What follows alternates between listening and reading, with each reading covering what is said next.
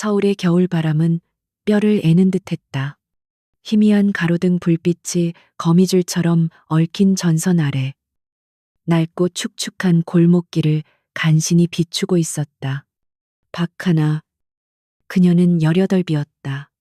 고아라는 이름표는 그녀가 기억하는 것보다 더 오랫동안 그녀를 따라다녔고, 지금 그녀의 유일한 거처는 하늘과 가장 가까우면서도 가장 비참한 옥탑방이었다. 그녀는 얇은 외투깃을 여미며 가파른 언덕길을 올랐다. 편의점 야간 아르바이트가 끝난 후의 새벽 공기는 유난히 차가웠다. 그녀의 주머니 속에는 구겨진 지폐 몇 장이 전부였다. 내일의 식비이자 어쩌면 이번 달 월세의 아주 작은 일부였다. 삶은 그녀에게 단 한 번도 친절한 적이 없었다. 부모님의 얼굴조차 기억나지 않는 사고 이후 보육원을 전전하다 나이 제한에 걸려 세상 밖으로 내던져졌다. 그녀는 살아남기 위해 발버둥 쳤다. 낮에는 식당 주방에서 설거지를 했고 밤에는 편의점에서 바코드를 찍었다. 그녀의 옥탑방은 도시의 버려진 섬과도 같았다.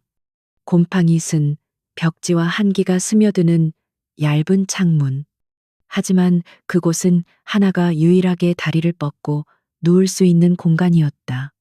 지친 몸을 이끌고 마지막 골목 코너를 돌았을 때였다. 평소라면 그냥 지나쳤을 쓰레기 더미 근처에서 그녀는 무언가 이상한 것을 발견했다. 익숙한 쓰레기 냄새와 함께 비릿한 피 냄새가 코를 찔렀다. 하나는 걸음을 멈췄. 심장이 발밑으로 떨어지는 것 같았다. 이 동네에서 낯선 소리나 냄새는 곧 위험을 의미했다. 도망쳐야 한다는 본능이 머릿속을 울렸지만 무언가 그녀의 발목을 붙잡았다. 희미한 신음소리. 그것은 분명 사람의 소리였다. 그녀는 망설이며 어둠 속으로 한 걸음 다가갔다. 그리고 그녀는 그것을 보았다. 한 남자가 쓰레기 봉투 더미에 기댄 채 쓰러져 있었다. 남자는 값비싸 보이는, 그러나 지금은 찢어지고 피로 얼룩진 검은색 정장을 입고 있었다. 주변의 비참한 풍경과 극명한 대조를 이루었다. 그의 얼굴은 피와 멍으로 뒤덮여 있었지만 그 와중에도 날카로운 턱선과 오똑한 콧날이 희미한 불빛 아래 드러났다. 그는 미동도 없었고 그의 옆구리에서는 짙은 피가 계속해서 흘러나오고 있었다. 하나는 숨을 죽였다. 무서웠다. 조폭들의 싸움에 휘말린 것일까? 아니면 더 끔찍한 범죄의 현장일까? 경찰에 신고해야 할까? 하지만 그 생각은 곧바로 지워졌다. 경찰. 그녀 같은 밑바닥 인생에게 경찰은 구원자가 아니라 또 다른 골칫거리일 뿐이었다. 신원조회. 귀찮은 질문들. 그리고 어쩌면 이 일에 엮였다는 이유만으로 지금의 불안정한 삶마저 위협받을 수 있었다. 그녀는 돌아서려 했다. 모른 척 해야 했다. 그녀가 감당할 수 있는 일이 아니었다. 하지만 차가운 바람에 실려온 남자의 가느다란 숨소리가 다시 한번 그녀의 귓가를 파고들었다. 이대로 두면 그는 틀림없이 죽을 것이다. 이 차가운 골목에서 아무도 모르게 그녀는 자신의 처지를 떠올렸다. 만약 자신이 저렇게 쓰러져 있다면 누군가 손을 내밀어 줄까? 아무도 없을 것이다. 하나는 이를 악물었다. 그녀는 다시 남자에게 다가갔다. 깡마른 그녀의 몸으로는 건장한 성인 남자를 부축하는 것은 불가능해 보였다. 그녀는 남자의 팔을 잡아당겼다. 꿈쩍도 하지 않았다. 젠장. 그녀는 낮은 욕설을 뱉으며 남자의 겨드랑이 밑으로 팔을 넣어 필사적으로 그를 끌어당기기 시작했다. 남자는 생각보다 훨씬 무거웠다. 그녀는 몇 걸음 옮기지도 못하고 숨을 헐떡였다. 피 냄새가 진동했다. 하지만 그녀는 포기하지 않았다. 그녀의 옥탑방으로 가는 길은 좁고 가파른 시멘트 계단으로 이어져 있었다. 그녀는 남자를 거의 질질 끌다시피 하며 한 계단, 한 계단 힘겹게 올랐다. 그녀의 무릎이 꺾이고 팔이 빠질 것 같았지만 그녀는 멈추지 않았다. 몇 번이나 넘어질 뻔한 위기를 넘기고 그녀는 마침내 자신의 옥탑방 문 앞에 도착했다. 낡은 철문을 열쇠로 여는 그녀의 손이 가늘게 떨렸다. 그녀는 남자를 방 안으로 끌어들인 후 문을 잠그고 나서야 바닥에 주저앉았다. 그녀의 온몸은 땀과 남자의 피로 뒤범벅이 되어 있었다. 방 안은 남자의 거친 숨소리와 하나의 헐떡임으로 가득 찼다. 방 안의 유일한 불빛은 작은 백열등 아래. 남자의 상태는 골목에서보다 훨씬 심각해 보였다. 그의 셔츠는 피로 흠뻑 젖어 있었고 옆구리의 상처는 깊어 보였다. 이마에도 찢어진 상처가 있었다. 이대로 두면 과다출혈이나 감염으로 죽을 수도 있었다.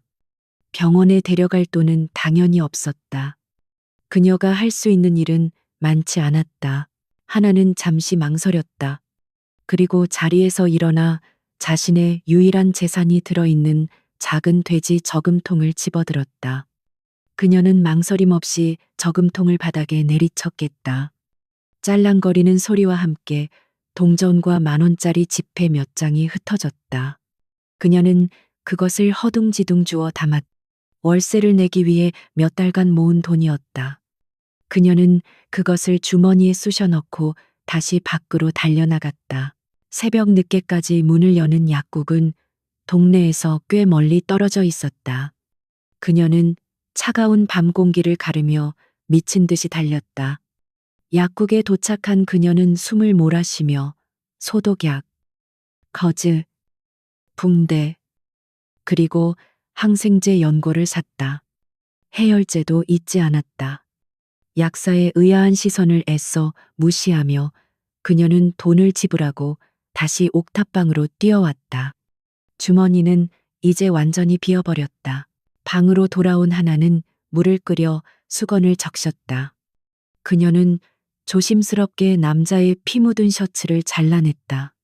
드러난 상처는 생각보다 더 끔찍했다. 날카로운 것에 베인 듯한 깊은 자상이었다. 그녀는 전문적인 교육을 받은 적이 없었지만 식당 주방에서 일하며 자잘한 상처를 다룬 경험이 전부였다. 그녀는 떨리는 손으로 상처 주변의 피를 닦아내고 소독약을 부었다. 남자는 고통스러운지 깊은 신음을 흘렸지만 깨어나지는 못했다. 하나는 그의 신음에 움찔하면서도 멈추지 않았다. 그녀는 서툰 솜씨로 상처에 연고를 바르고 거즈를 댄 뒤 붕대를 감았다. 그의 몸은 불덩이처럼 뜨거웠다. 그녀는 억지로 그의 입을 벌려 해열제를 밀어넣고 젖은 수건으로 그의 이마와 목을 닦아주었다. 모든 응급처치가 끝났을 때는 동이 트기 시작했다. 하나는 방 한구석에 웅크리고 앉아 남자를 바라보았다. 그녀는 자신의 유일한 이불을 그에게 덮어주었다. 이제 그녀는 정말로 빈털털이었다. 당장 내일 먹을 쌀도 없었다. 자신이 무슨 짓을 한 건지 후회가 밀려왔다. 왜 이 위험한 남자를, 이 알지도 못하는 남자를 구하려고 했을까? 하지만 남자의 고른 숨소리를 들으며 그녀는 이상한 안도감을 느꼈다. 적어도 그는 지금 당장 죽지는 않을 것이다. 그녀는 자신의 손에 묻은 핏자국을 내려다보았다. 너무나 피곤했다. 그녀는 남자가 누워있는 얇은 요 매트리스 옆 차가운 방바닥에 그대로 쓰러지듯 잠이 들었다. 그녀의 작은 옥탑방에서 두 개의 상처받은 영혼이 위태로운 하룻밤을 보내고 있었다. 강태준이 처음으로 인지한 것은 지독한 한기였다. 얇은 담요 사이로 파고드는 그가 익숙한 무균실의 따뜻함과는 정반대되는 차가움이었다. 움직이려 하자 옆구리에서 날카롭고 깊은 통증이 폭발했다. 그는 억지로 눈을 떴다. 곰팡이로 얼룩진 낮은 천장. 희미한 백열 전구가 약한 그림자를 드리우고 있었다. 이곳은 그의 펜트하우스가 아니었다. 그의 시선이 옆으로 향했다. 한 소녀가 방구석에 웅크린 채 무릎에 머리를 밟고 잠들어 있었다. 작고 믿을 수 없을 정도로 말랐으며 깨끗하지만 낡아빠진 옷을 입고 있었다. 얼굴 근처에 놓인 그녀의 손은 거칠었고 손톱은 짧고 부러져 있었다. 그를 이곳으로 끌고 온 것이 저 소녀였다. 희미한 소독약 냄새가 그의 피비린내와 섞여 있었다. 그는 방을 훑어보았다. 방이라기보다는 창고에 가까웠다. 작은 싱크대, 휴대용 가스버너, 몇 안 되는 초라한 살림살이, 극도의 빈곤. 하지만 그의 상처는 붕대로 감겨 있었다. 서투른 솜씨였지만 효과는 있었다. 출혈은 멈췄다. 그녀는 약을 사용했다. 그는 근처에 깨진 돼지 저금통에서 흩어져 나온 동전 몇 개와 빈 소독약병을 보았다. 그녀는 그에게 마지막 남은 돈을 썼다. 그의 정신은 고통을 우회하여 곧장 분석에 들어갔다. 현재 위치 알 수 없는 빈민가, 상태, 치명상, 현재는 안정됨, 공격자 윤기섭 이사, 동기 탐욕, 권력, 그들의 실수 자신을 살려둔 것, 전쟁에 단련된 그의 정신은 공황 상태에 빠지지 않았다. 그는 살아남았다. 그것이 중요했다. 기억이 차가운 데이터처럼 밀려들었다. 심야의 회의, 전용 주차장에서의 갑작스러운 습격, 그에게 총구를 돌리던 자신의 경호팀의 얼굴들, 그리고 그들을 이끌던 윤이사, 그가 신임하고 그가 승진시켰던 남자. 배신감이라는 역겨운 감각이 방 안의 공기보다 더 차갑게 가라앉았다. 아직 분노는 아니었다. 오직 얼음장 같은 명료함만이 존재했다. 그들은 그가 죽었다고 생각할 것이다. 이 지옥 같은 빈민가의 쓰레기 더미에 버려져 아침에 얼어붙은 시체로 발견되기를 바랐을 것이다. 완벽한 계획이었다. 하지만 그들은 그를 과소평가했다. 언제나 그랬듯이 그들은 CEO, 사업가로서의 강태준만 보았을 뿐 전쟁신을 잊었다. 율신 제국을 건설하며 잔혹한 기업 전쟁터에서 그가 얻은 별명이었다. 강태준은 몸을 일으키려 했었다. 복부 근육이 비명을 지르자 그가 숨을 들이마시는 소리가 새어나왔다. 그 작은 소리에도 구석의 소녀가 사슴처럼 놀라며 잠에서 깼다. 그녀의 눈은 공포로 커져 있었다. 박하나는 남자를 응시했다. 그의 눈은 뜨여 있었다. 그녀가 지금껏 본 적 없는 얼음장 같고 지적이며 두려움이라고는 전혀 찾아볼 수 없는 눈이었다. 그는 그녀를 평가하고 있었다. 하나는 본능적으로 몸을 움츠리며 얇은 스웨터 자락을 붙잡았다. 괜찮으세요? 그녀의 목소리는 거의 속삭임에 가까웠고 가늘게 떨렸다. 강태주는 그녀의 질문에 대답하지 않았다. 대신 불면과 탈수로 거칠어진 그의 목소리가 작은 방을 울렸다. 물을 줘. 그것은 요청이 아니었다. 명령이었다. 그는 이 비참한 상황에서도 자신의 권위를 시험하고 있었다. 하나는 그 명령조에 움찔했지만 곧바로 허둥지둥 일어섰다. 그녀는 자신이 가진 유일한 깨끗한 컵을 집어 작은 싱크대에서 수돗물을 받았다. 그녀는 조심스럽게 그것을 그의 입술로 가져갔다. 그녀의 손이 떨렸다. 그는 그녀의 얼굴에서 눈을 떼지 않고 개걸스럽게 물을 마셨다. 그는 저항할 힘이 없는 소녀가 아니라 자신을 구해준 생명의 은인을 보고 있었다. 그가 물을 다 마셨을 때였다. 밖에서 갑작스러운 소란이 일어났다. 육중한 발걸음이 좁은 시멘트 계단을 올렸다. 동네 불량배들의 어설픈 발소리가 아니었다. 그것은 조직적이고 무거우며 빨랐다. 하나는 숨을 들이마시며 겁에 질려 문 쪽으로 움직였다. 공격자들이 돌아왔다고 생각했다. 태주는 그 저문을 노려볼 뿐 표정은 굳어 있었다. 물러서. 태준이 하나에게 명령했다. 그녀가 반응하기도 전에 낡은 철문이 경첩에서 뜯겨나가며 활짝 열렸다. 검은색 전술 복장을 한 거구의 남자, 여럿이 총을 든 채 좁은 방 안으로 쏟아져 들어왔다. 그들은 그 자리에 얼어붙었다. 그들의 전문적인 시선이 방 안의 광경 바닥에 쓰러진 피투성이의 남자, 겁에 질린 소녀, 그리고 이 빈곤한 환경을 빠르게 훑었다. 그때 불안으로 창백해진 얼굴의 한 남자가 무장한 경호원들을 해치고 들어왔다. 그의 시선이 태준에게 고정되었다. 그의 얼굴에 안도감이 번졌다. 회장님, 그는 태준의 곁으로 달려와 무릎을 꿇었다. 죄송합니다. 회장님, 늦었습니다. 그는 최민우 비서, 태준이 유일하게 신뢰하는 측근이었다.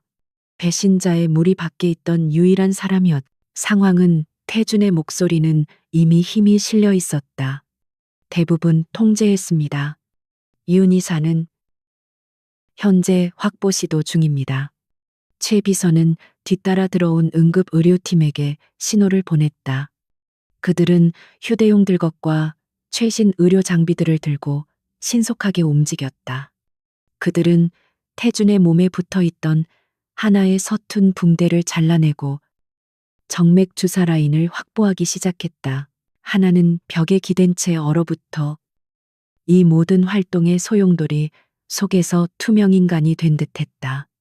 그녀의 머리는 이 상황을 따라잡지 못했다. 회장님, 검은 양복을 입은 이 남자들. 총, 전문, 의료팀.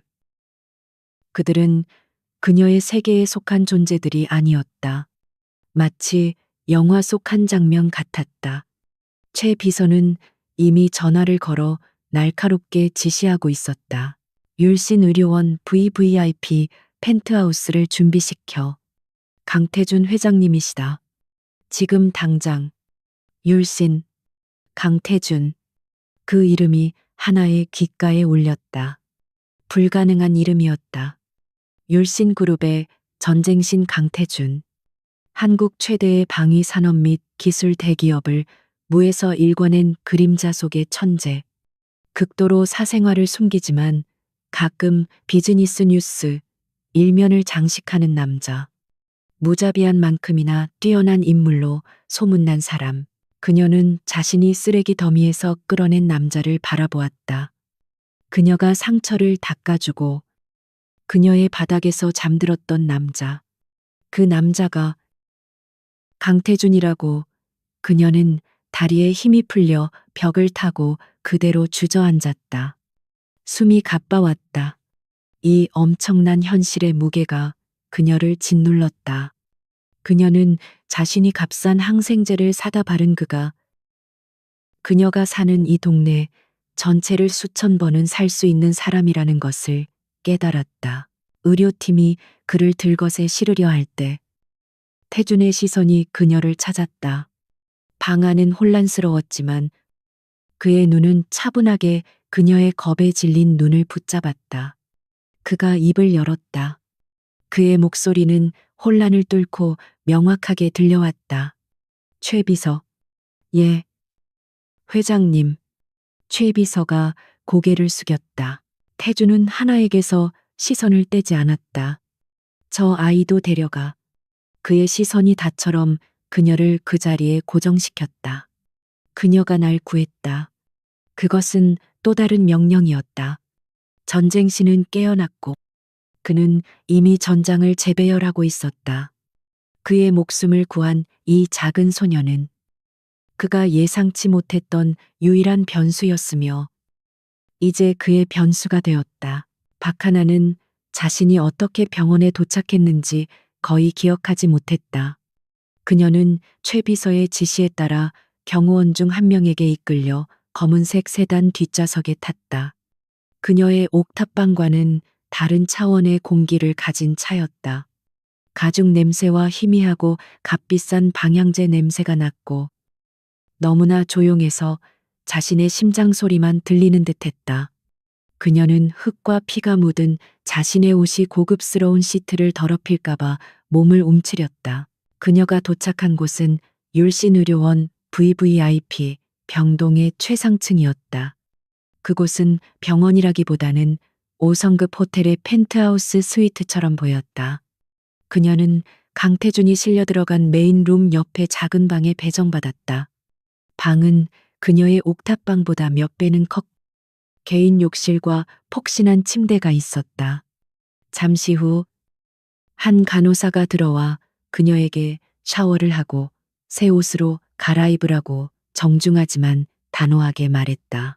그녀가 샤워를 마치고 나왔을 때 침대 위에는 값비싸 보이지만 심플한 디자인의 옷이 놓여 있었다.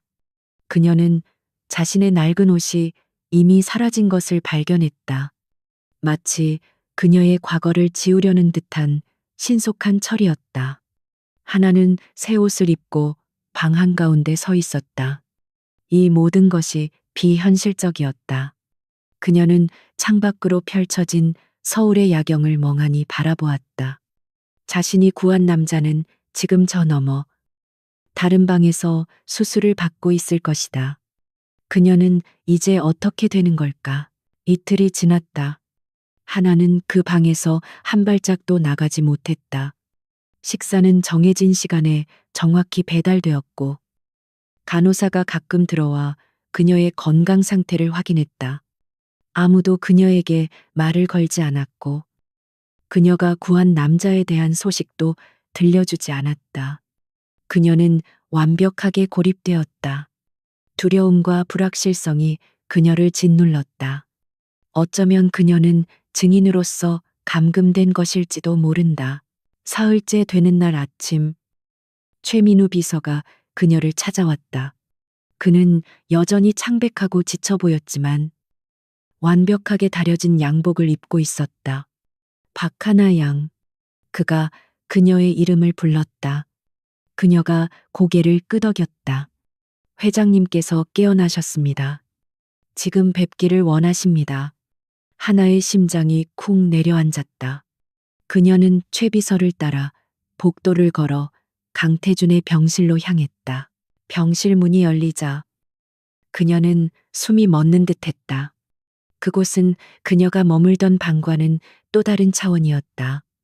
거대한 통유리 창으로 햇살이 쏟아져 들어왔고 방 안은 최첨단 의료기기들로 가득 차 있었지만 그것들조차 정교한 인테리어의 일부처럼 보였다. 강태준은 침대 상체를 세우고 앉아 있었다. 그는 창백했지만 그녀가 옥탑방에서 보았던 무력한 모습은 온데간데 없었다. 그의 머리에는 붕대가 감겨 있었고 환자복을 입고 있었지만 그의 시선은 여전히 날카롭고 강렬했다. 그는 이미 노트북으로 무언가를 확인하고 있었고 그의 주변에는 서류들이 흩어져 있었다. 그는 전쟁터에서 복귀한 장군처럼 보였다. 앉아 그가 노트북에서 눈을 떼지 않고 말했다. 하나는 멀찍이 떨어진 소파 끝에 조심스럽게 앉았다. 정적이 흘렀다. 태주는 스크린을 응시하며 보고서를 검토했다. 최 비서는 그의 옆에 조용히 서 있었다. 하나는 손가락만 만지작거렸다.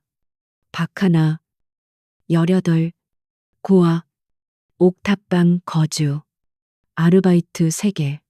태준이 서류를 읽듯 그녀의 정보를 나열했다. 그는 화면에서 눈을 떼고 마침내 그녀를 정면으로 바라보았다. 그의 시선이 그녀를 꿰뚫는 것 같았다. 왜 날 구했지? 그의 목소리는 차가웠다. 감정이라고는 조금도 실려 있지 않았다. 하나는 그의 질문에 당황했다. 그냥 사람이 죽어가고 있었으니까요. 그녀가 작은 목소리로 대답했다. 위험하다는 생각은 안 했나. 내가 누군지 몰랐나. 무서웠어요. 하지만 그냥 둘 수는 없었어요. 당신이 누군지는 몰랐어요. 태주는 그녀를 잠시 더 응시했다. 그의 눈빛이 미세하게 흔들리는 것 같기도 했다. 그는 그녀의 순수함 혹은 무모함을 가늠하고 있었다. 그는 수많은 배신과 음모 속에서 살아왔다. 대가 없는 선의는 그가 잊은 지 오래된 개념이었다. 넌 내 마지막 돈을 나를 위해 썼어. 그 돈으로 넌 월세를 내야 했겠지. 그가 말했다. 그것은 질문이 아닌 사실 확인이었다. 넌 내 목숨을 구했어. 그리고 그 행동으로 인해 넌 위험에 처했지. 태준이 말을 이었다. 내가 그 골목에서 발견되었다는 것을 아는 자들이 있어. 그들은 증거를 인멸하려 할 거다.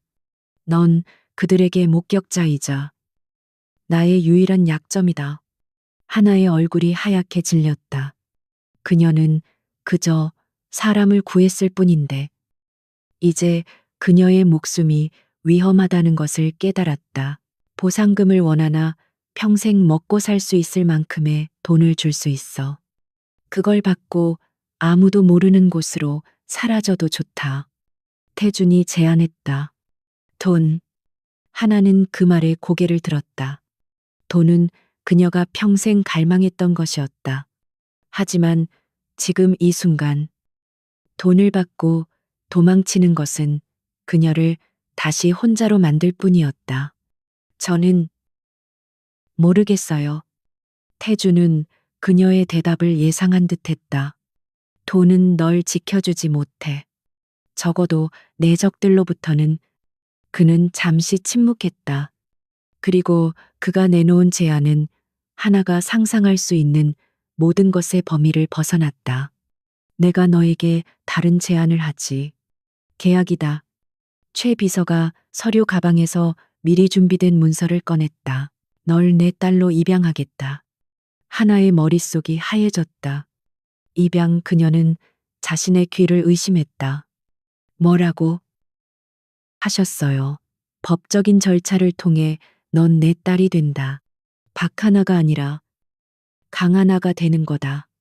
태준의 목소리는 여전히 비즈니스 협상처럼 냉정했다.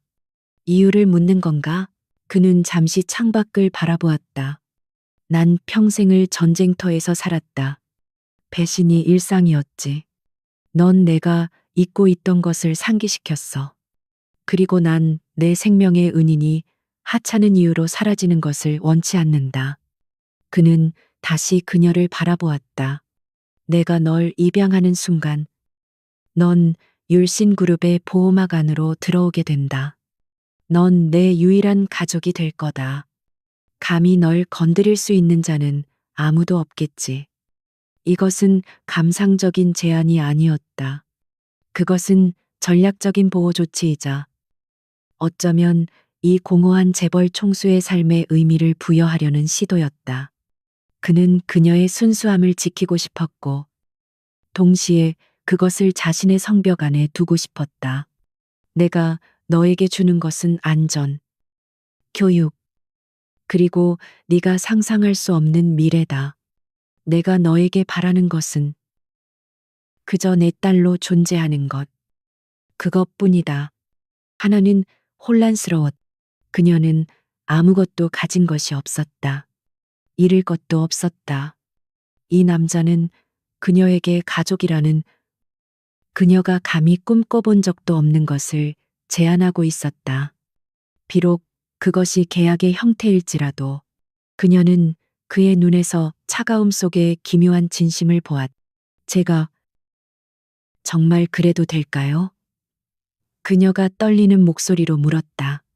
선택은 내 몫이다. 태준이 말했. 하나는 오랫동안 침묵했다. 그녀는 자신의 비참했던 삶을 떠올렸다.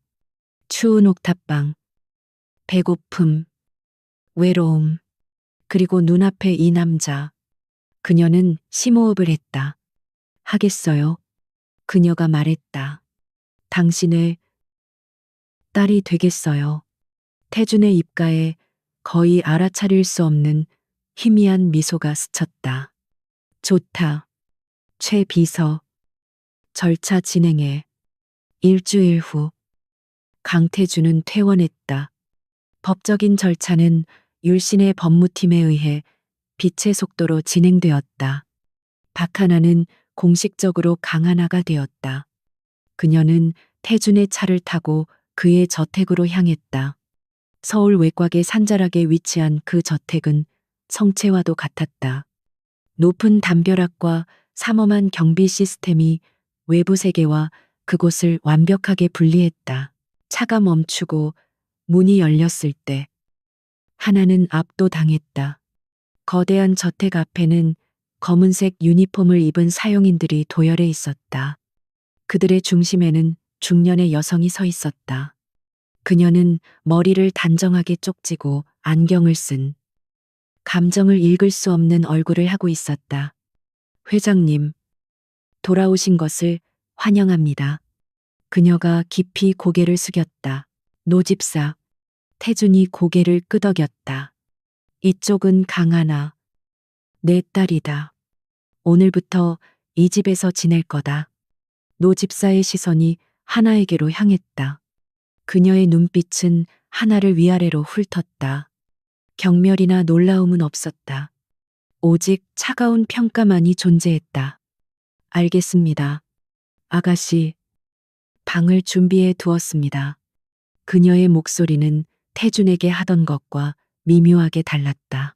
하나는 태준을 따라 거대한 현관으로 들어섰다. 내부는 궁전처럼 화려했지만 사람의 온기라고는 느껴지지 않는 차가운 대리석으로 가득 차 있었다.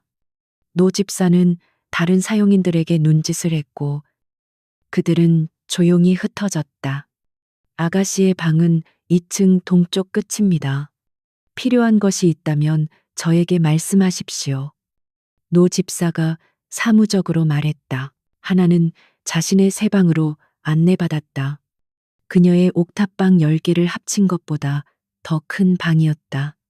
거대한 침대, 개인 서재, 그리고 드레스룸까지 있었다. 하지만 그곳은 너무나 크고 텅 비어 보였다.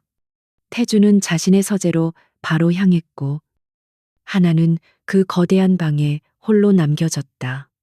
그녀는 자신이 가진 유일한 것, 옥탑방에서 가져온 작은 가족 사진 조각을 손에 꼭 쥐었다.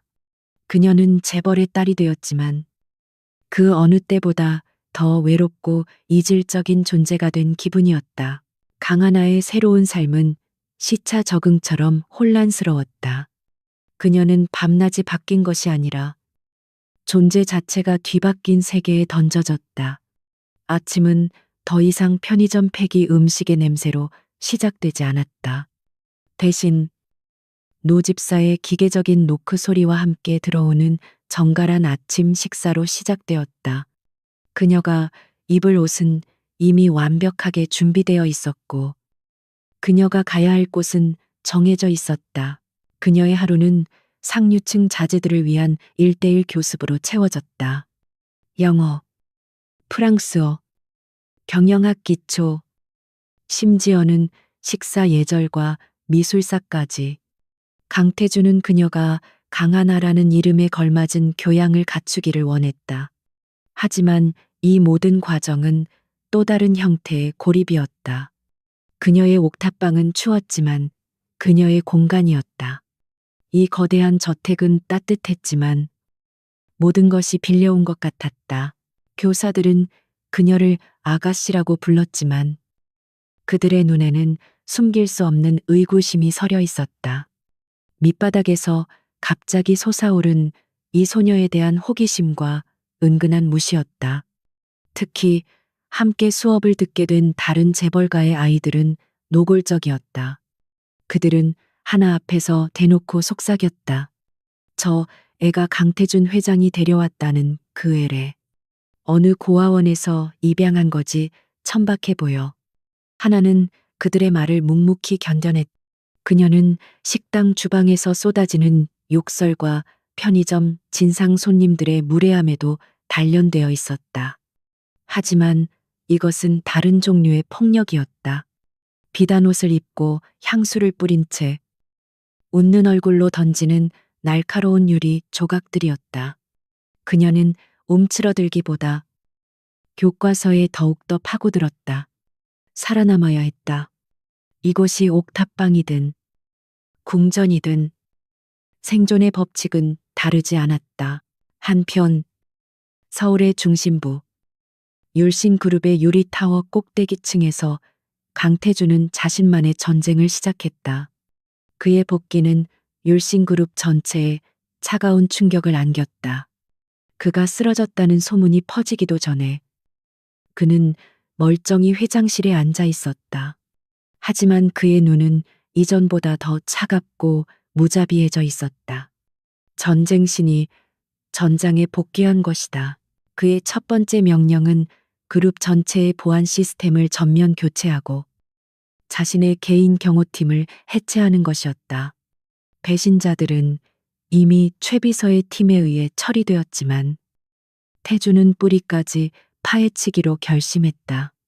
그의 사무실은 사실상 전투지휘 본부가 되었다. 수십 개의 모니터가 실시간 데이터와 감시 카메라 영상을 띄우고 있었다. 태주는 그날 밤의 습격을 복귀했다. 그것은 단순한 우발적 사고가 아니었다. 내부 정보 없이는 불가능한 완벽하게 계획된 매복이었다. 그의 동선, 경호팀의 교대 시간, 심지어 그가 선호하는 주차 구역까지. 범인은 율신그룹 내부에, 그것도 최고 위층에 있었다. 그리고 그의 머릿속에는 단 한 사람의 이름이 떠올랐다. 윤기섭 이사. 윤 이사는 태준이 직접 발탁한 인재였다. 뛰어난 수완과 야망을 가졌지만 그 야망이 선을 넘은 것이다. 태준은 최근 율신의 경쟁사인 태화중공업과의 대규모 방위산업 입찰 경쟁을 떠올렸다. 윤 이사는 그 프로젝트의 책임자 중 한 명이었다. 만약 태준이 사라진다면 윤 이사는 태화와 손을 잡고 율신을 분할 통치하려 했을 것이다. 최 비서. 태준이 인터컴을 눌렀다. 윤 이사의 최근 3개월간의 모든 통신 기록, 자금 흐름, 그리고 태화중공업 관계자들과의 접촉 내역을 가져와.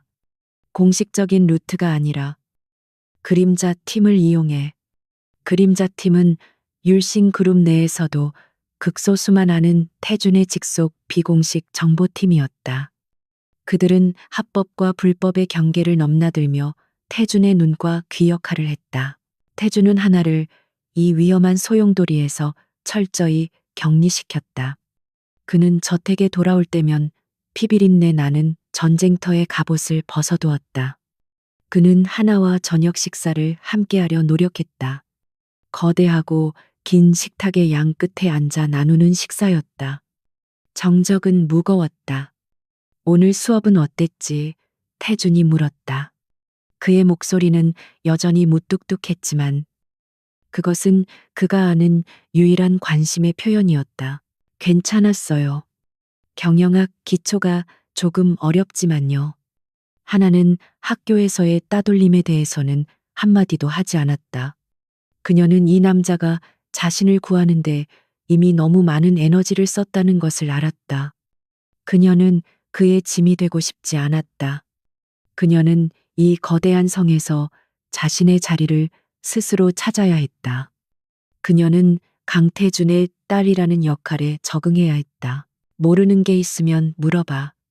세상에 공짜는 없어. 하나야, 내가 너에게 이 모든 것을 제공하는 건 네가 그만한 가치를 증명해내길 바라기 때문이다. 태준의 말은 차가웠지만 하나는 그 속에서 기묘한 격려를 읽었다. 그는 그녀에게 동정심을 베푸는 것이 아니었다. 그는 그녀를 잠재력을 가진 존재로 보고 있었다. 고와 박하나가 아니라 강하나로서의 가능성을. 식사 후 하나는 자신의 방대한 서재로 돌아가 책상에 앉았다. 그녀는 교과서를 펼쳤다. 이해가 되지 않는 부분은 몇 번이고 다시 읽었다. 그녀의 눈에는 옥탑방에서 내일의 끼니를 걱정하던 절박함과는 다른 새로운 종류의 결의가 서려 있었다. 그녀는 살아남을 것이다. 그리고 증명해 보일 것이다. 같은 시각, 태주는 자신의 서재에서 최 비서가 가져온 보고서를 검토하고 있었다. 윤 이사의 비밀 계좌로 거액의 돈이 흘러 들어간 내역. 태화 중공업의 임원과 비밀리에 만나는 사진들. 증거는 명백했다. 배신은 확인되었다. 태준의 눈이 얼음처럼 차가워졌다. 그는 단순히 윤 이사를 해고할 생각이 없었다. 그는 그를 무너뜨릴 것이다.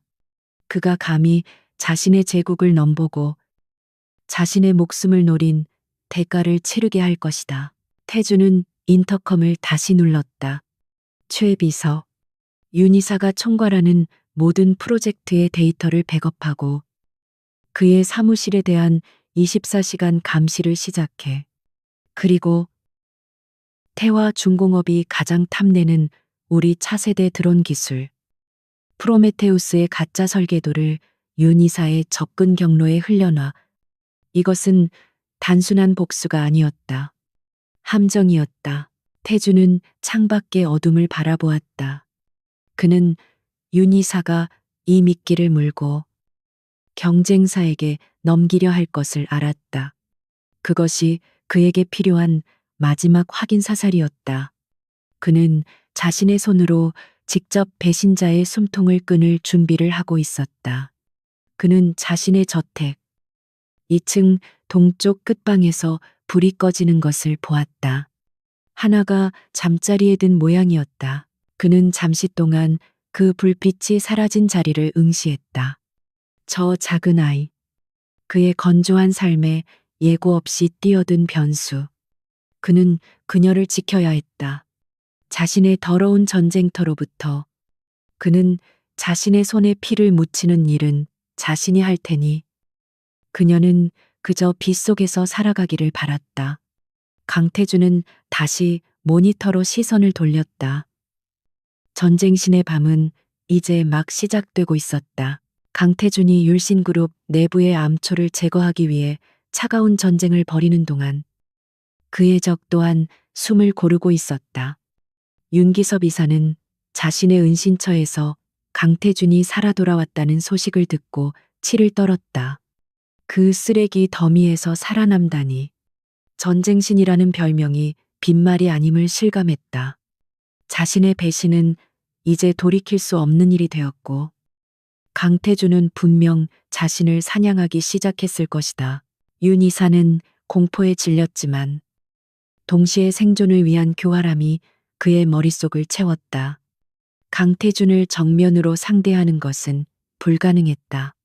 그에게는 약점이 없었다. 돈, 여자, 명예. 그 어떤 것에도 흔들리지 않는 얼음 같은 남자였다. 하지만 윤 이사는 강태준이 최근 보인 이례적인 행보를 포착했다. 그가 고아 소녀를 입양했다는 소문이었다. 처음에 윤 이사는 그 소문을 무시했다. 강태준이 자선 사업이라도 하는 건가. 하지만 그의 정보원이 가져온 보고서는 달랐다. 강태준은 단순히 소녀를 후원하는 것이 아니라 법적으로 강하나라는 이름을 부여하고 자신의 저택으로 들였다.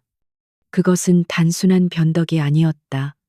윤 이사의 입가에 비열한 미소가 걸렸다. 찾았다. 그는 강태준이 평생 동안 구축해온 완벽한 방어벽에 생긴 유일한 균열을 발견한 것이다. 그 소녀. 강하나. 윤 이사는 그녀가 강태준의 유일한 인간적인 고리이자 따라서 그의 가장 치명적인 약점이라고 판단했다. 그는 직접 소녀를 해칠 생각은 없었다. 그랬다가는 강태준의 광기 어린 보복을 감당할 수 없을 것이다. 그는 더 교묘한 방법을 선택했다. 윤희사는 자신의 아내를 통해 상류층 부인들의 네트워크를 움직였다. 하나가 다니는 최고급 사립교육원의 다른 학부모들에게 연락을 취했다. 강태준 회장이 데려온 아이 말인데 근본도 모르는 애라더군. 우리 애들이 뭘 배울지 모르겠어. 듣자 하니 빈민가 출신이라던데. 혹시 병이라도 옮으면 어쩌죠? 독은 빠르고 조용하게 퍼져나갔다. 하나에 대한 공격은 다음 날 즉시 시작되었다. 그것은 물리적인 폭력이 아니었다. 훨씬 더 잔인하고 교묘한 방식이었다. 그녀가 교실에 들어서자 어제까지 마지못해 인사를 건네던 아이들이 일제히 입을 다물었다. 그들은 그녀를 사이에 두고 노골적으로 속삭였다. 저 옷 7천만 원짜리 VVIP 컬렉션이래. 돼지목에 진주 목걸이지. 아무리 비싼 걸 걸쳐도 천박한 냄새는 못 숨기나 봐. 점심시간에 하나가 식당에 앉아 그녀의 테이블 주변은 텅 비었. 마치 그녀 주변에 보이지 않는 벽이 쳐진 것 같았다. 조별 과제에서 그녀는 의도적으로 배제되었다. 교사가 그녀를 특정 조에 배정하려 하자 한 여학생이 노골적으로 불평했다. 선생님, 쟤랑은 수준이 안 맞아서 못하겠어요. 쟤는 기본적인 매너도 모른다고요. 하나는 이 모든 것을 묵묵히 견뎌냈다. 그녀의 가슴 속에서는 차가운 분노와 함께 깊은 슬픔이 밀려왔다. 그녀는 다시 혼자가 되었다. 옥탑방 시절보다 더 지독한 외로움이었다. 그때는 적어도 그녀가 그곳에 속해 있다는 것을 알았다. 하지만 지금 그녀는 이 화려한 세계에서 완벽한 이물질이었다. 그녀는 자신이 강태준의 이름에 먹칠을 하고 있는 것은 아닌지 의심하기 시작했다. 그녀는 이 사실을 강태준에게 말할 수 없었다. 그녀는 매일 밤 서재에서 지친 모습으로 보고서를 읽는 그를 보았다. 그가 자신을 구하고 자신에게 새로운 삶을 주기 위해 얼마나 거대한 것들과 싸우고 있는지 어렴풋이 짐작할 뿐이었다. 이런 사소한 아이들의 장난으로 그를 방해하고 싶지 않았다. 그것은 그녀의 몫이었다. 그녀는 이겨내야 했다. 하나는 주먹을 꽉 쥐었다. 그녀는 그들의 경멸을 연료 삼아 더 독하게 공부했다. 쉬는 시간에도 도서관을 떠나지 않았고 교사들에게 집요하게 질문했다. 그녀의 프랑스어 발음은 날이 갈수록 유창해졌고 경영학 보고서는 누구보다 뛰어났다. 그녀는 자신의 능력으로 증명해 보이고 싶었다. 자신이 단지 운 좋게 입양된 고아가 아니라 강하나로서 이곳에 설 자격이 있음을. 그녀의 이런 모습은 따돌림을 주도하던 아이들을 더욱 자극했다. 독한 것. 저렇게 발버둥 쳐봤자 근본은 안 변해. 괴롭힘은 점점 더 대담해졌다. 누군가 그녀의 가방에 몰래 쓰레기를 넣었고 그녀의 교과서에 붉은 잉크로 고아라고 낙서하기도 했다. 하나는 그 모든 것을 조용히 치웠다.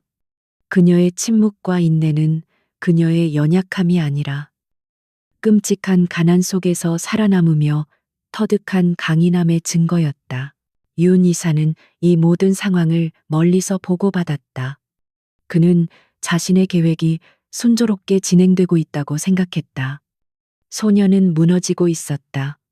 곧 그녀는 울면서 강태준에게 달려갈 것이고 전쟁시는 처음으로 개인적인 감정에 휘둘리게 될 것이다.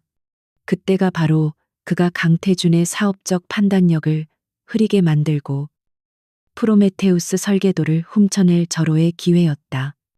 윤희사는 자신이 덫을 놓고 있다고 확신했지만 그가 간과한 것이 있었다. 그는 강태준이 어떤 남자인지 그리고 그가 선택한 소녀가 어떤 강인함을 가졌는지 완전히 잘못 판단하고 있었다. 저택의 거대한 식당을 채우는 것은 식기들이 부딪히는 희미한 소리뿐이었다. 강태준은 긴 테이블 반대편 끝에 앉은 하나를 지켜보았다. 평소에도 말수가 적은 아이였지만 최근 며칠간 그녀의 침묵은 무게가 달랐다. 그것은 차분함이 아니라 억눌린 무언가의 무게였다. 그녀는 눈에 띄게 수척해져 있었고 최고급 요리사가 만든 음식은 거의 그대로 남아 있었다. 입에 맞지 않나 태준이 물었다. 그의 목소리는 여느 때처럼 무심했지만 시선은 날카로웠다. 하나는 화들짝 놀란 듯 고개를 들었다. 그녀의 눈은 피곤에 지쳐 있었고 억지로 미소를 지으려 했었다. 아니에요. 맛있어요. 그냥 요즘 공부할 게 많아서 소화가 잘 안 되나 봐요. 그녀는 황급히 포크로 샐러드를 뒤적였다. 태주는 더 이상 묻지 않았다. 그는 수천억짜리 계약 협상 테이블에서 상대방의 가장 미세한 표정 변화로 속임수를 읽어내는 사람이었다. 그는 하나가 거짓말을 하고 있음을 알았다. 이것은 학업 스트레스가 아니었다. 그녀가 자리에서 일어나 가볍게 목례를 하고 식당을 나갈 때였다. 그녀가 입고 있던 값비싼 캐시미어 스웨터의 소매가 살짝 쓸려 올라갔다. 태준의 눈이 그 순간을 놓치지 않았다. 그녀의 하얀 팔뚝 안쪽에 희미하지만 선명한 손자국 형태의 멍이 있었다. 누군가 그녀를 거칠게 움켜쥐었다는 증거였다. 멍은 이미 옅어지고 있었지만 그의 눈에는 불에 달군 낙인처럼 선명하게 보였다. 그녀는 그가 준 옷으로 몸을 감쌌지만 그 옷이 막아주지 못하는 상처를 입고 있었다. 그는 그녀가 2층 복도를 지나 방으로 사라지는 것을 지켜보았다. 그의 얼굴은 여전히 아무런 감정을 드러내지 않았지만 그의 눈빛은 시베리아의 겨울처럼 차갑게 얼어붙었다. 그가 자신의 서재로 돌아와 인터컴을 눌렀을 때 그의 목소리는 평소보다 한 톤 낮아져 있었다. 최 비서, 지금 당장 내 서재로. 최민우 비서는 몇 분 만에 도착했다. 그는 회장의 분위기가 심상치 않음을 즉각 감지했다. 방 안의 공기가 얼어붙을 듯 팽팽했다.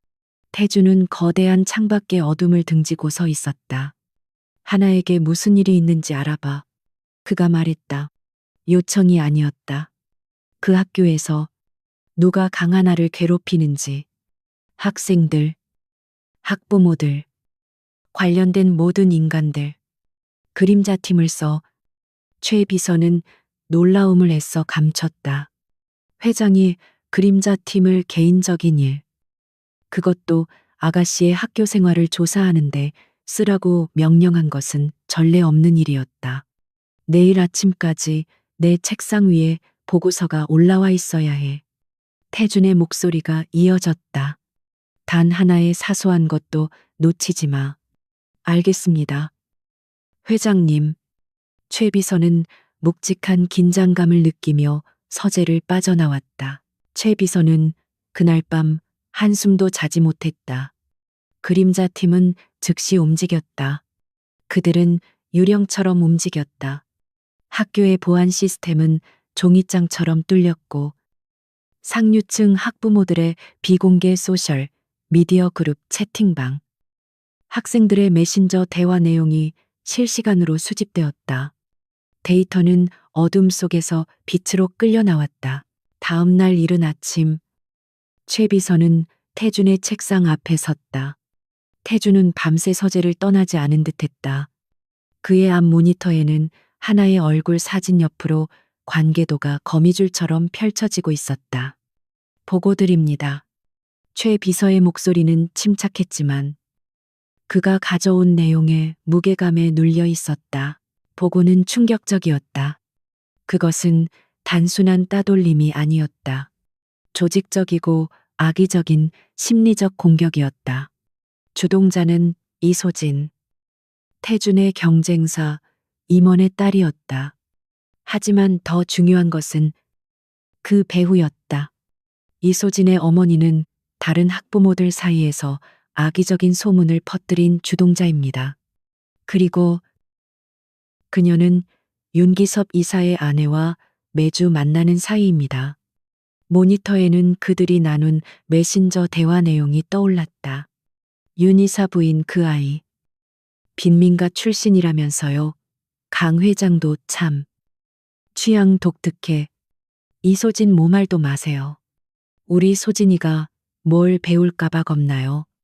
제대로 교육 좀 시켜야겠어요. 그들의 대화에는 하나를 향한 노골적인 경멸과 조롱이 가득했다. 그리고 하나의 교과서에 고아, 거렁뱅이라고 낙서된 사진. 식당에서 혼자 밥을 먹는 그녀를 멀리서 찍은 영상이 이어졌다. 태주는 모든 것을 묵묵히 지켜보았다. 그의 손은 책상 위에서 미동도 하지 않았다. 그러나 그의 내면에서는 차가운 분노가 용암처럼 들끓고 있었다. 윤기섭, 감히 자신의 사업을 배신한 것도 모자라 자신의 유일한 가족, 자신이 지키기로 맹세한 아이를 건드렸다. 그는 사업적인 배신은 용납할 수 있었지만 이것은 선을 넘었다. 이것은 그의 성역을 침범한 것이었다. 윤희사는 태준이 입을 열었다. 그의 목소리는 얼음 조각이 갈리는 듯했다. 자신이 내 유일한 약점을 잡았다고 생각하겠지. 그 아이를 흔들면 내가 무너질 거라고. 그는 자리에서 일어났다. 그의 눈에는 무자비한 결단이 서려 있었다. 최비서, 이소진의 아버지를 포함해 이 일에 가담한 학부모들, 그들의 모든 것을 파내, 탈세, 불륜, 주가 조작, 불법적인 거래 내역, 먼지 한 톨까지 전부, 그리고 윤 이사에게 던져줄 프로메테우스 미끼. 태준의 입가에 잔인한 미소가 걸렸다. 설계도를 더 그럴듯하게 수정해. 윤 이사 정도의 전문가만이 발견할 수 있는 치명적인 결함을 심어놔. 그가 자신이 나를 속였다고, 내 뒤통수를 쳤다고 확신하게 만들어. 그의 원래 계획은 윤 이사를 법적으로, 재정적으로 파산시키는 것이었다. 하지만 이제는 그것만으로는 부족했다. 나는 그가 파멸하는 것만으로는 만족 못해. 나는 그가 자신이 승리했다고 믿는 그 절정의 순간에 모든 것을 잃게 만들 거다. 그가 감히 내 것을 건드린 대가가 무엇인지 뼈저리게 느끼게 해줘야지. 태주는 자신의 책상을 내려다보았다. 그는 책상 위에 하나의 사진이 없다는 것을 문득 깨달았다. 그는 아직 그녀와 가족 사진 한 장 찍지 못했다. 그 생각은 그의 분노를 더욱 단단하게 만들었다. 그들은 그의 자선을 조롱했고 그의 딸의 강인함을 약함으로 오판했다. 그들은 모두 그 오만의 대가를 치를 것이다. 하나가 오늘 학교에서 입을 옷을 준비시켜 평소와 똑같이. 태준이 창밖을 바라보며 말했다. 동쪽 별관. 하나의 방에서 불이 켜지고 있었다. 그리고 보이지 않는 경호를 2배로 늘려 저들이 자신들의 유치한 놀이를 계속하고 있다고 믿게도. 그는 다시 모니터로 몸을 돌렸다. 전쟁신은 이제 자신의 제국뿐만 아니라 그의 딸을 위해 싸우고 있었다. 윤기섭 이사는 초조하게 손톱을 물어뜯었다. 그가 숨어있는 비밀 오피스텔의 공기는 담배 연기와 공포로 탁했다. 강태준의 반격은 그가 예상했던 것보다 훨씬 체계적이고 신속했다. 윤 이사가 관여했던 모든 프로젝트가 갑작스러운 감사의 대상이 되었고 자금줄은 눈에 보이지 않게 말라가기 시작했다. 그는 자신이 놓은 덫에 자신이 걸려들고 있음을 어렴풋이 느꼈다. 강태준은 그를 해고하는 것이 아니라 사회적으로 매장시킬 준비를 하고 있었다. 바로 그때 선물이 도착했다. 태준의 그림자 팀이 의도적으로 흘린 프로메테우스의 차세대 드론 설계도였다. 윤이사는 굶주린 늑대처럼 데이터에 달려들었다. 그는 밤을 새워가며 복잡한 설계도를 분석했다. 그리고 그는 그것을 발견했다. 치명적인 에너지 분배 시스템의 결함. 만약 이대로 제작된다면 드론은 최대 출력 시 과부하로 폭발할 것이다. 윤이사는 환희에 찼다. 강태준, 그 오만한 전쟁신조차도 실수를 저질렀다. 이 결함만 수정한다면 프로메테우스는 완벽한 무기가 될 것이다.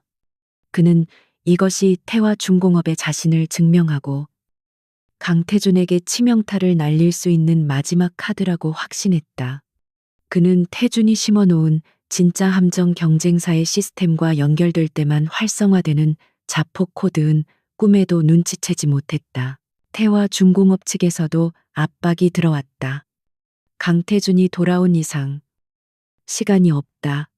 설계도를 당장 넘기지 않으면 우리와의 거래는 끝이다. 윤 이사는 결단해야 했다.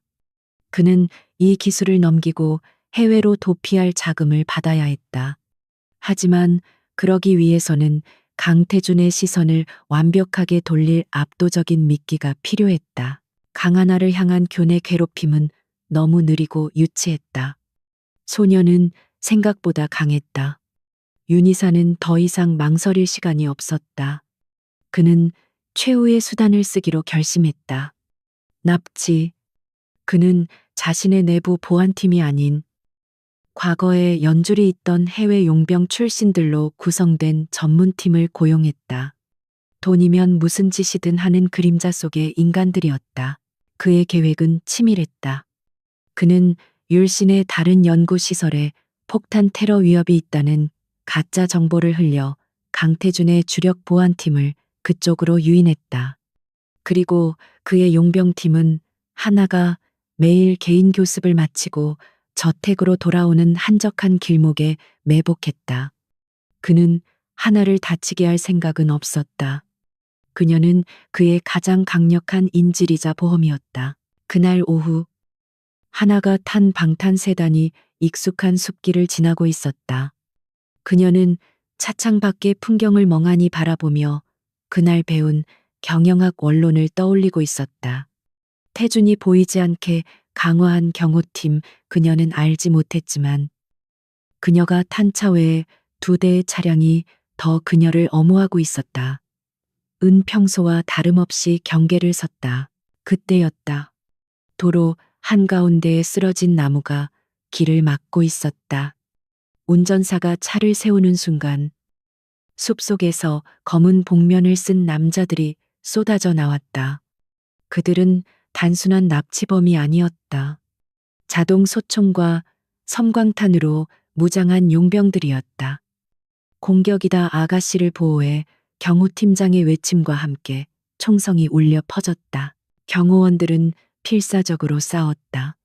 그들은 최고 엘리트들이었지만 상대는 실전을 겪은 용병들이었고 수적으로 우세했다. 방탄 차량의 유리에 총알이 비 오듯 쏟아졌다. 하나는 좌석 밑으로 몸을 숙였다. 그녀는 극도의 공포에 휩싸였지만 머릿속은 이상하게도 차가웠다. 옥탑방에서 강태준을 끌고 올라오던 그날 밤처럼 생존 본능이 그녀의 몸을 지배했다. 차량의 문이 강제로 열리고 거친 손이 그녀의 팔을 잡아챘다. 이쪽이다, 용병이 소리쳤다. 그녀가 차 밖으로 끌려나가는 그 짧은 순간 그녀는 재킷 주머니 속에 있던 작은 펜던트를 강태준이 비상시를 대비한 선물이라며 주었던 GPS 추적기를 강하게 움켜쥐었다. 그리고 그녀는 자신의 외투에서 가장 눈에 띄는 율신 그룹의 로고가 희미하게 새겨진 특수 제작된 단추 하나를 뜯어내어 용병의 눈을 피해 자신이 앉았던 좌석 시트의 틈새 깊숙이 밀어넣었다. 그녀는 검은색 벤 차량으로 거칠게 밀어넣어졌고 검은 자루가 그녀의 머리를 덮었다. 차는 굉음을 내며 현장을 벗어났다. 모든 것은 단 몇 분 만에 일어났다. 부상당한 경호팀장은 마지막 힘을 다해 비상 버튼을 눌렀다. 코드 블랙 아가씨가 필압되었습니다. 같은 시각 율신 타워의 회장실. 강태준은 프로메테우스의 가짜 설계도가 태화 중공업의 서버로 전송되는 것을 실시간으로 추적하고 있었다.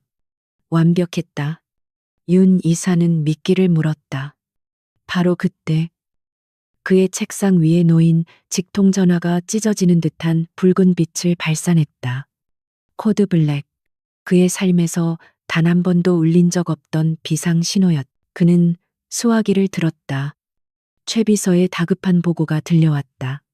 태준의 얼굴은 돌처럼 굳어 있었다. 그리고 그의 개인 휴대전화가 울렸다. 발신자 표시 제한. 그가 전화를 받자 윤기섭의 흥분에 찬 그러나 떨리는 목소리가 흘러나왔다. 강태준 회장. 지금쯤 소식 들었나? 태준은 창밖의 도시를 바라보았다. 그의 손은 전화를 너무 세게 쥐어 하얗게 질려 있었다. 내 딸은 내가 데리고 있다. 그녀가 살아서 돌아가길 원한다면 내 말을 잘 듣는 게 좋을 거야. 윤 이사는 자신이 마침내 전쟁신의 목줄을 잡았다고 확신했다. 그는 강태준이 분노와 절망으로 무너질 것이라 예상했다. 하지만 태준의 대답은 그의 예상을 완전히 벗어났다. 그래, 그의 목소리는 분노가 아니었다. 그것은 지옥의 밑바닥에서 울려 퍼지는 듯한 얼음보다 차가운 평온함이었다. 네가 방금 무슨 짓을 했는지 넌 모를 거다.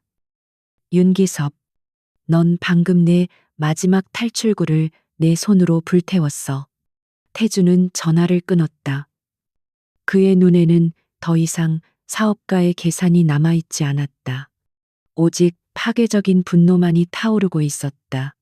미끼가 물렸고 이제 사냥이 시작될 차례였다. 율신그룹의 회장실은 거대한 폭풍의 눈이 되었다. 강태준이 전화를 끄는 순간 방 안의 모든 온도가 영하로 떨어졌다. 최민우 비서는 숨조차 제대로 쉴 수 없었다. 회장의 얼굴은 분노나 슬픔이 아니었다. 그것은 모든 감정이 제거된 오직 파괴만을 목적으로 하는 순수한 결이었다. 전쟁신이 완전히 각성한 순간이었다. 위치. 태준의 목소리는 쇳소리처럼 낮게 깔렸다. 최 비서는 떨리는 손으로 태블릿을 조작했다. 아가씨의 펜던트에서 발신된 GPS 신호입니다. 인천항 인근의 폐창고 단지입니다. 신호가 멈췄습니다. 화면에 붉은 점이 깜박였다. 태준은 그 지도를 바라보았다. 그의 머릿속에서는 이미 수백 개의 시뮬레이션이 돌아가고 있었다. 윤기섭이 고용한 용병들이다. 전문 인력이야. 협상은 없다. 태준은 자신의 넥타이를 거칠게 풀어 던졌다. 그는 회장실 벽에 숨겨진 패널을 열었다. 그 안에는 CEO의 사무실과는 어울리지 않는 검은색 티타늄 합금으로 만든 전술 장비가 보관되어 있었다. 그가 과거에 사용했던 피냄새가 밴 갑옷이었다. 최 비서가 경악하며 입을 열었다. 회장님, 설마 직접 그림자 팀이 있습니다. 태준은 방탄조끼를 착용하며 그를 돌아보았다. 그의 눈은 인간의 것이 아니었다. 그들은 내 딸을 건드렸다. 최 비서, 이건 비즈니스가 아니야. 심판이다. 5분 내로 반경 5km의 모든 통신을 차단해. 난 혼자 들어간다. 한편 인천의 폐창고 안은 축축하고 퀴퀴한 냄새로 가득했다. 하나는 차가운 시멘트 바닥에 앉아 있었다. 손은 뒤로 묶여 있었고 입에는 테이프가 붙여져 있었다. 그녀는 두려웠지만 눈물은 흘리지 않았다. 그녀의 머릿속은 오직 강태준이 했던 말로 가득 차 있었다. 이건 비상시를 대비한 거다. 그녀는 펜던트를 놓치지 않았다. 윤기섭은 방안을 미친 사람처럼 서성거렸다. 그는 강태준에게 전화를 건 이후로 극도의 흥분 상태에 빠져 있었다. 봤나? 전쟁신도 별 수 없어. 제 딸이 잡혀 있으니 그는 고용한 용병 대장에게 소리쳤다. 강태준이 항복 문서를 가져오고 태화 중공업에서 돈이 입금되면 이 아이는 처리해. 그는 처음부터 하나를 살려둘 생각이 없었다. 용병 대장은 미간을 찌푸렸다. 그는 이런 아마추어의 흥분을 경멸했다. 약속한 돈이나 준비해. 강태준이 온다면 여긴 지옥이 될 거다. 그는 부하들에게 경계를 강화하라고 지시했다. 창고 주변에는 8명의 전문 용병이 배치되었다.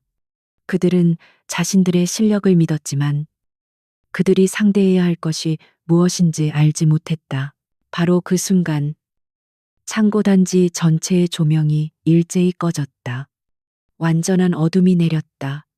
뭐야, 윤 이사가 비명을 질렀다. 용병들이 야간 투시경을 급히 착용했다. 그들의 무전기가 일제히 지지직거리기 시작했다. 통신이 두절되었다. 젠장 전파방에다. 그가 왔어. 용병 대장이 소리쳤다. 공포가 빠르게 퍼져나갔다. 어둠 속에서 비가 내리기 시작했다. 강태준은 비와 어둠을 갑옷처럼 두르고 있었다. 그는 이미 창고의 외벽을 타고 지붕으로 침투했다. 야간 투시경을 쓴 그의 눈에 창고 주변에 배치된 용병들의 위치가 붉은 점처럼 보였다. 그는 사냥을 시작했다. 첫 번째 희생자는 지붕 위에서 망을 보던 저격수였다. 태주는 소리 없이 그의 뒤로 접근해 목의 경동맥을 정확히 끊었다. 두 번째와 세 번째는 창고 입구를 지키던 용병들이었다. 그들은 무언가 이상한 낌새를 채고 서로에게 다가갔지만 어둠 속에서 날아온 두 발의 소음탄이 정확히 그들의 미간에 밝혔다. 태주는 유령처럼 움직이며 한 명씩 체계적으로 적들을 무력화시켰다. 그것은 전투가 아니라 외과 수술에 가까운 정밀한 제거 작업이었다. 창고 안의 윤기섭은 공포에 질려 떨고 있었다. 밖에서 들려오던 부하들의 인기척이 하나둘씩 사라지고 있었다. 비명 소리조차 들리지 않았다. 그것이 더 공포스러웠다. 대체 무슨 일이야? 보고에 그가 소리쳤지만 대답은 없었다. 용병 대장은 총을 고쳐 쥐고 창고문 쪽으로 다가갔다. 그 순간 거대한 철문이 안쪽으로 찌그러지며 열렸다. 어둠 속에 한 남자가 서 있었다. 비에 흠뻑 젖은 검은 악마와도 같은 형상. 강태준이었다. 용병 대장이 반사적으로 소총을 겨누고 방아쇠를 당겼다. 하지만 태준은 이미 그 자리에 없었다.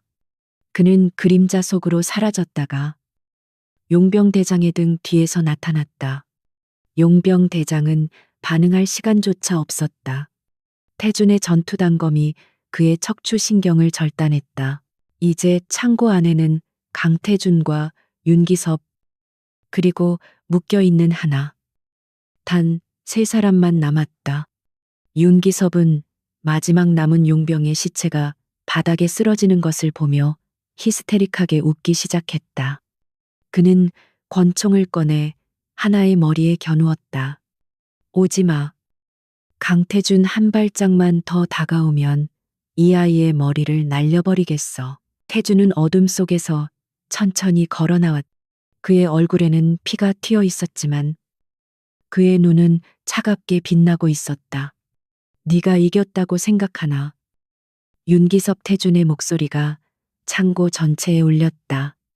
네가 태화 중공업에 넘긴 프로메테우스 설계도 말이야.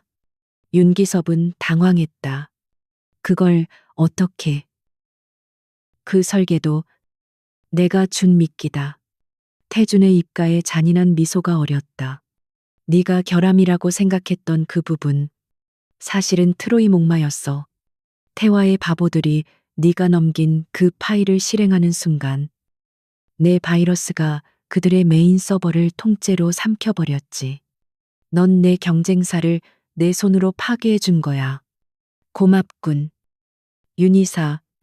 윤기섭의 얼굴이 절망으로 일그러졌다. 그는 모든 것을 잃었다는 것을 깨달았다.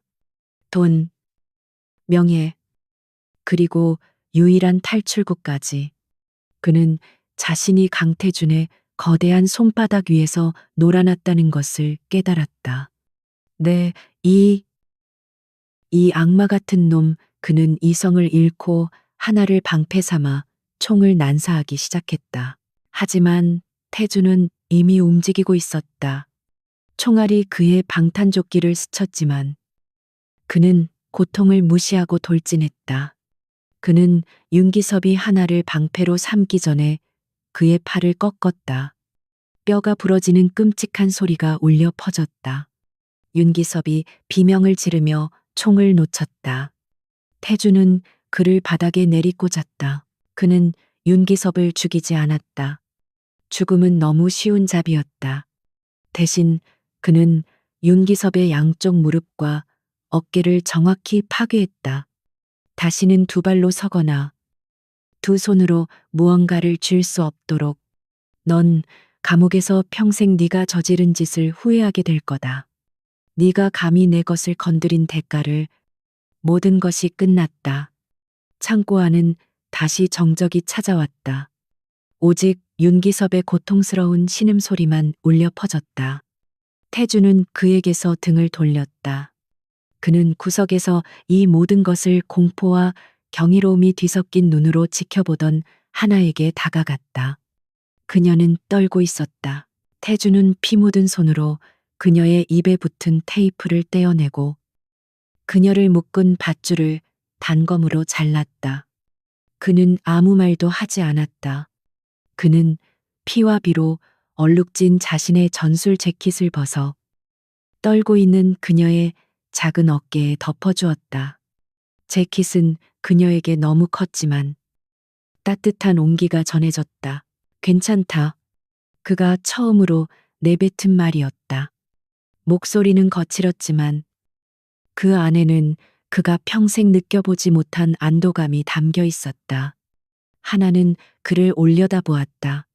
그녀가 본 것은 무자비한 전쟁신이 아니었다. 자신을 구하기 위해 지옥까지 쫓아온 단 한 사람이었다. 그녀는 그의 재킷 자락을 꽉 움켜쥐었다. 아빠. 그녀의 작은 속삭임에 강태준의 얼어붙었던 심장이 미세하게 흔들렸다. 그는 그녀를 안아 올렸다. 깃털처럼 가벼웠다. 그는 부서진 문을 지나 비가 쏟아지는 밖으로 걸어나갔다. 최비서와 무장한 그림자 팀이 그제야 현장으로 쏟아져 들어왔다. 태주는 그들을 지나쳐 자신의 차로 향했다. 쓰레기들. 처리해. 그는 지시를 내리고 차 문을 닫았다. 집으로 돌아갈 시간이었다. 비는 그쳤지만 새벽 공기는 여전히 축축하고 무거웠다. 강태준의 전용 세단이 소리 없이 저택의 정문을 통과했다. 그는 잠든 하나를 품에 안은 채 차에서 내렸다. 하나의 작은 몸은 그가 덮어준 피 묻은 전술 재킷 안에 파묻혀 있었다. 저택의 현관은 환하게 불이 켜져 있었고 노 집사를 필두로 한 사용인들이 창백한 얼굴로 도열해 있었다. 그들은 자신들의 주인이 지옥에서 막 돌아온 듯한 모습을 경악 속에 지켜보았다. 강태준의 얼굴과 옷에는 아직 지워지지 않은 핏자국이 선명했다. 그의 눈은 텅 비어 있는 듯 했지만 그 안에 담긴 살기는 감히 누구도 그에게 말을 걸 수 없게 만들었다. 주치의를 아가씨 방으로 불렀습니다. 노 집사가 겨우 목소리를 쥐어짰다. 강태준은 그녀를 스쳐 지나가며 오직 한마디만을 내뱉었다. 필요 없어. 아무도 들여보내지 마. 그는 거대한 계단을 성큼성큼 올라가 하나의 방으로 향했다. 그녀의 옥탑방과는 비교도 안 되는 화려하고 넓은 방. 그는 마치 깨지기 쉬운 보물을 다루듯 하나를 침대 위에 뉘었다. 그녀는 끔찍한 일을 겪었음에도 불구하고 그의 품 안에서 깊이 잠들어 있었다. 강태주는 잠시 동안 딸의 평화로운 얼굴을 내려다보았다. 그의 피 묻은 손이 그녀의 뺨을 향해 뻗어가다가 공중에서 멈췄다. 그는 대신 이불을 그녀의 목까지 끌어당겨 덮어주었다. 어둠 속 창고에서 들었던 그 작은 속삭임. 아빠, 그 한마디가 그의 강철 같은 심장을 관통했다. 그는 방을 나와 문을 닫았다. 노 집사가 복도 끝에서 기다리고 있었다. 아가씨가 깨어나면 원하는 건 뭐든지 해줘. 그리고 따뜻한 우유를 준비해둬. 그의 목소리는 몹시 지쳐 있었다. 그는 자신의 서재로 향했다. 씻고 옷을 갈아입어야 했다. 전쟁은 아직 끝나지 않았다. 새벽 6시. 강태주는 완벽하게 다려진 검은색 슈트를 입고 자신의 서재에 앉았다. 샤워는 핏자국은 지웠지만 그의 눈에 서린 살기까지 지우지는 못했다. 최민우 비서가 이미 대기하고 있었다. 그의 눈도 충혈되어 있었다. 회장님, 태화중공업은 완벽한 혼란 상태입니다. 프로메테우스 바이러스가 그들의 RD 서버 전체를 파괴했습니다. 복구는 불가능할 것으로 보입니다. 태주는 뜨거운 커피를 한 모금 마셨다. 윤기섭은 말씀하신 대로 검찰 특수부에 신병을 인도했습니다. 자수 형식입니다. 그가 저지른 모든 배임, 횡령, 그리고 태화중공업과의 불법 거래 내역 전부를 넘겼습니다. 최 비서는 태블릿을 태준 앞으로 내밀었다. 그리고 아가씨를 괴롭히는데 동조했던 이사들입니다. 화면에는 이소진의 아버지를 포함한 이사 3명의 비리 내역이 빼곡히 정리되어 있었다. 탈세, 자녀, 부정, 입학, 내부자 거래. 오늘 아침 9시 50분. 이사회 소집 10분 전에 모든 언론사에 이 자료를 배포합니다. 그들이 회의실에 앉아 있을 때 자신들의 파멸을 실시간으로 확인하게 될 겁니다. 태준이 차갑게 명령했다. 그리고 10시 정각. 긴급 이사회를 소집해.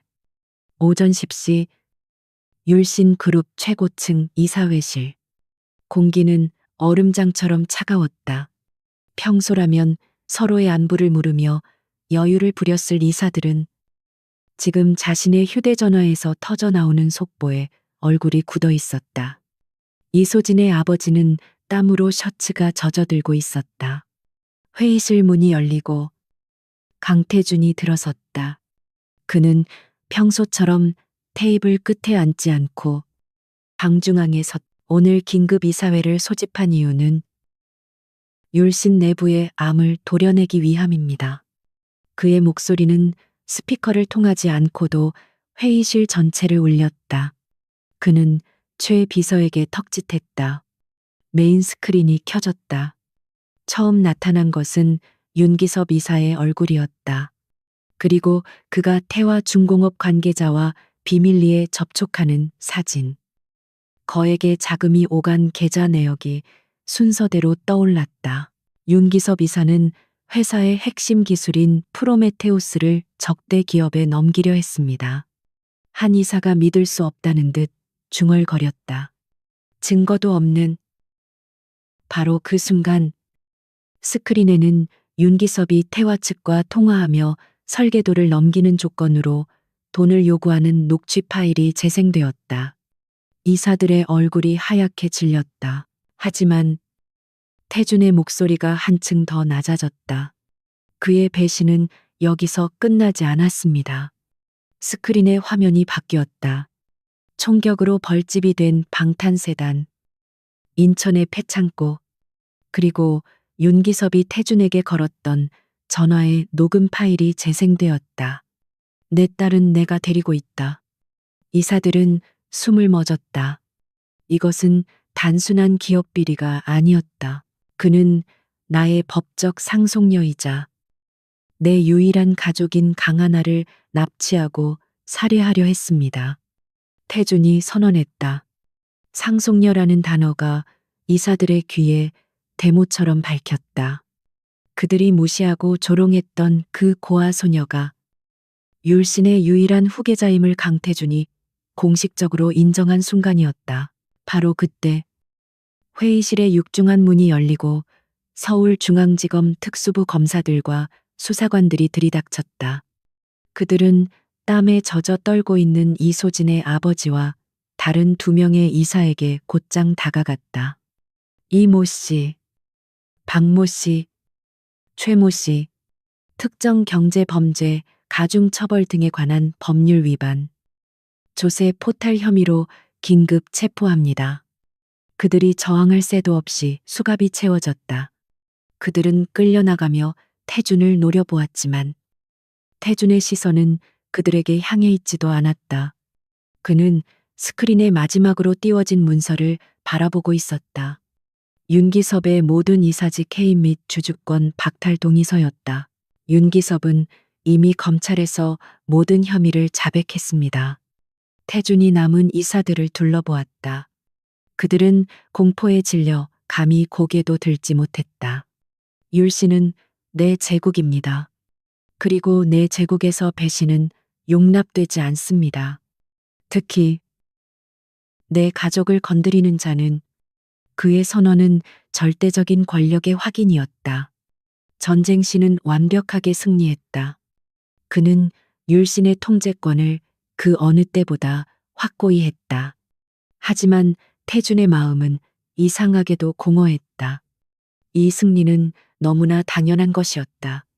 그는 회의실을 걸어 나왔다. 창밖은 이미 환한 대낮이었다. 그는 차에 올라타며 최 비서에게 말했다. 오후 일정은 전부 취소해. 어디로 모실까요? 회장님 집으로. 그는 깨어났을 하나를 생각했다. 그 아이가 무서워하고 있지는 않을까. 그가 이룬 이 거대한 승리는 어쩌면 그저 그 작은 아이가 다시 평화롭게 잠들 수 있는 울타리를 지키기 위한 것에 불과했을지도 모른다. 그의 승리는 이제 다른 의미를 갖기 시작했다. 그것은 권력의 유지가 아니라 가족의 보호였다. 1년이라는 시간이 흘렀다. 강태준의 거대한 저택을 감싸던 얼음장 같은 공기는 더 이상 존재하지 않았다. 계절이 4번 바뀌는 동안 그 성체 같던 공간에는 서서히 온기가 스며들었다. 그것은 모두 강하나라는 존재가 가져온 변화였다. 이제 19살이 된 하나는 더 이상 겁에 질린 옥탑방의 소녀가 아니었다. 그녀는 율신그룹의 빛나 재단 이사장실 자신의 책상에 앉아 있었다. 그녀는 복잡한 예산안 보고서를 검토하고 있었다. 그녀의 눈빛은 진지했고 서류를 넘기는 손길에는 망설임이 없었다. 그녀는 더 이상 비싼 옷에 어색해하던 소녀가 아니었다. 그녀는 자신의 옷차림에 어울리는 기품과 그보다 더 빛나는 내면의 단단함을 갖추고 있었다. 이사장님, 다음은 보유권 신설 부지 관련 안건입니다. 비서가 조심스럽게 말했다. 지도 데이터와 함께 해당 지역의 소외 계층 아동 통계 자료를 함께 띄워주세요. 하나가 지시했다. 그녀의 목소리는 차분했지만 힘이 있었다. 그녀는 자신이 겪었던 가난과 외로움을 누구보다 잘 알았기에 재단의 돈이 단 한 푼이라도 낭비되는 것을 용납하지 않았다.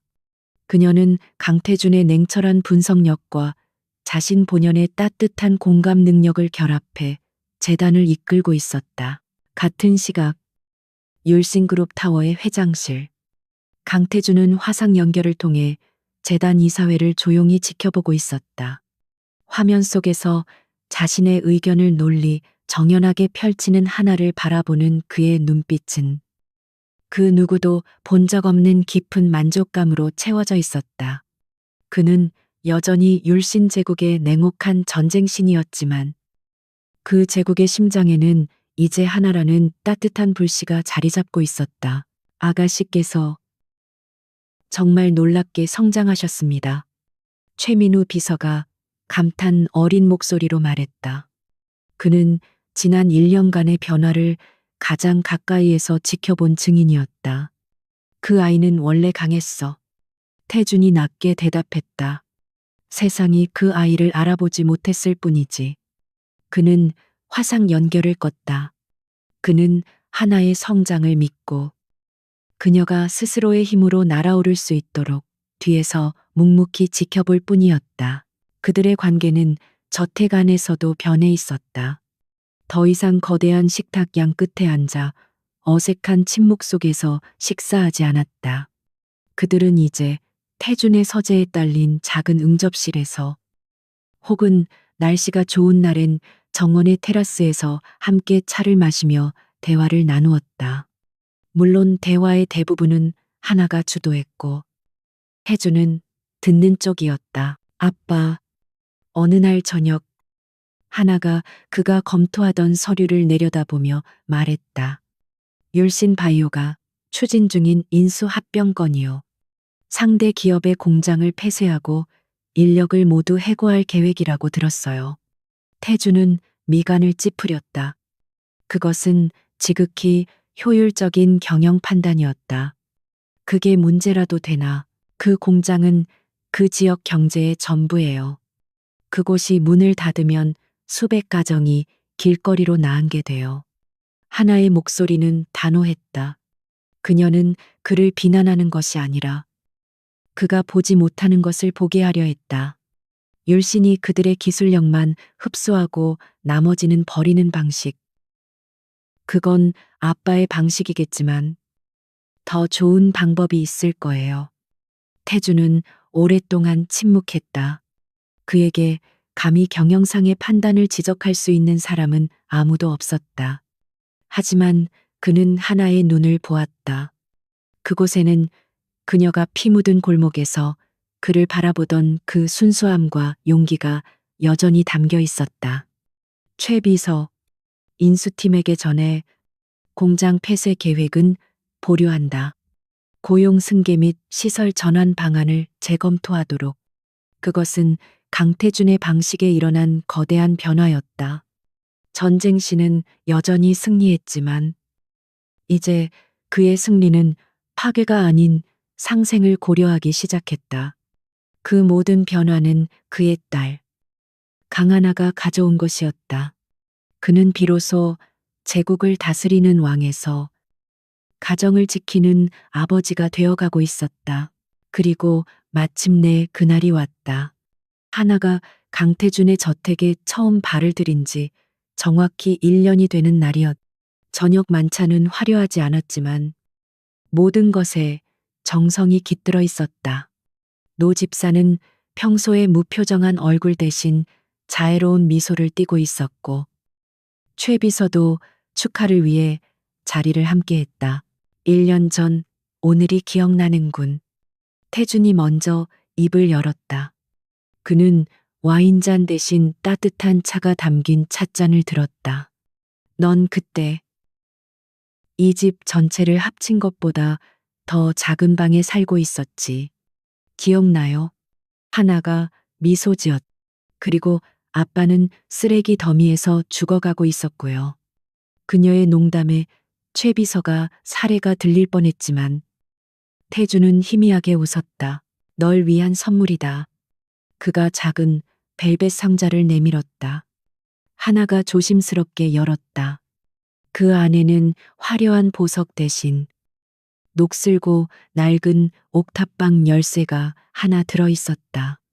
그녀는 숨을 멈췄다. 그녀가 버리고 온 그녀의 고통스럽고도 치열했던 과거의 상징이었다. 왜 이걸? 그 옥탑방. 내가 사들였다. 태준이 담담하게 말했다. 네가 어떻게 살아왔는지, 내가 어떤 아이를 딸로 맞이했는지 잊지 않기 위해서다.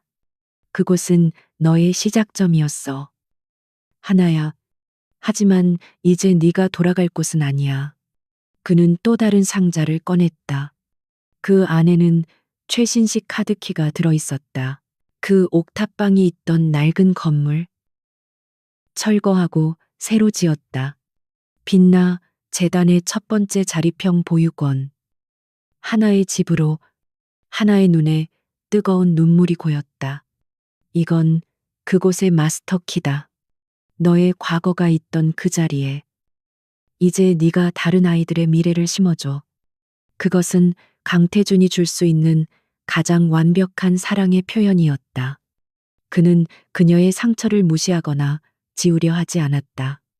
대신 그 상처를 치유하고 다른 이들을 위한 희망으로 승화시킬 힘을 주었다.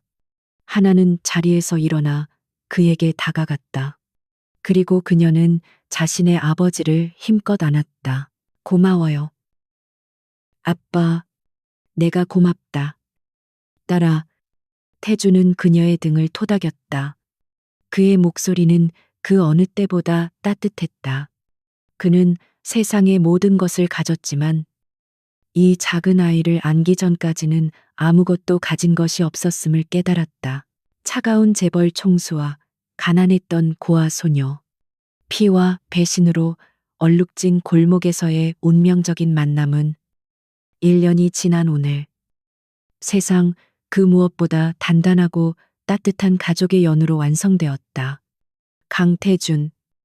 그는 여전히 세상의 전쟁신이었지만 이제 그는 한 사람에게만큼은 기꺼이 무장 해제되는 그저 평범한 아버지였다.